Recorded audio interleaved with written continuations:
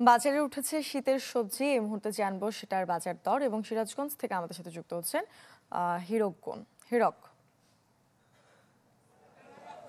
আসলে আজকে কিন্তু সিরাজগঞ্জের যেটি বাজারে শীতকালীন সবজির কিন্তু সরবরাহ রয়েছে, কিন্তু সরবরাহ থাকলেও কিন্তু সপ্তাহের ব্যবধানে আবারও অধিকাংশ সবজির দাম কিন্তু বেড়েছে। বিশেষ করে আজকে আবার সিম, কাঁচামরিচ সহ অধিকাংশ সবজির দাম কিন্তু আজকে বেড়েছে। ঠিক আমরা এখন রয়েছি সিরাজগঞ্জের পৌর পাইকারি কাঁচা বাজারের আড়তে। সপ্তাহের ব্যবধানে কিন্তু আজকে আবার এই পাইকারি বাজারে যে সবজির বাজার, সেটাতে কিন্তু আমরা দেখেছি যে অধিকাংশ সবজির দামই কিন্তু বেড়েছে। সানশাইন আটা ময়দা সুজি, ভালোবাসায় তৈরি।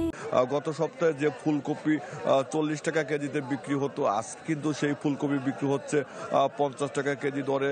যে সিম গত সপ্তাহে বিক্রি হতো 55 থেকে 60 টাকা কেজিতে, সেই সিম কিন্তু আজকে আবার 80 টাকা কেজিতে বিক্রি হচ্ছে। এবং কাঁচামরিচের কিন্তু কেজিতে প্রায় 15 থেকে 20 টাকা বেড়েছে। কাঁচামরিচ কিন্তু আজকে বিক্রি হচ্ছে সেখানে 100 টাকা কেজি দরে।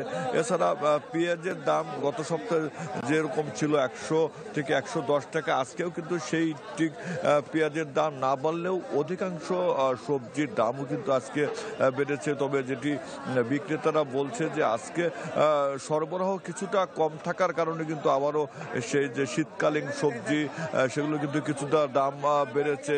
এবং আজকে যদি আমরা দেখি যে ঠিক এই পাইকারি বাজারের তুলনায় খুচরো বাজারে কিন্তু আরও একটু দাম কিন্তু যারা বিক্রেতা তারা কিন্তু বেশি নিচ্ছে। এবং যেটি ক্রেতারা বলছে যদি বাজারটি আসলে নিয়মিত মনিটরিং করা যায় তাহলে কিন্তু যে যারা অসাধু ব্যবসায়ী রয়েছে তারা কিন্তু আসলে দাম বেশি নিতে পারবে না। তবে গত সপ্তাহের তুলনায় কিন্তু আজকে আবার নতুন করে সিরাজগঞ্জ যেটি পৌর পাইকারি কাঁচা বাজারে আড়ত, সেখানে কিন্তু সব ধরনের সবজির দাম কিন্তু আজকে বেড়েছে। মূর্ছনা।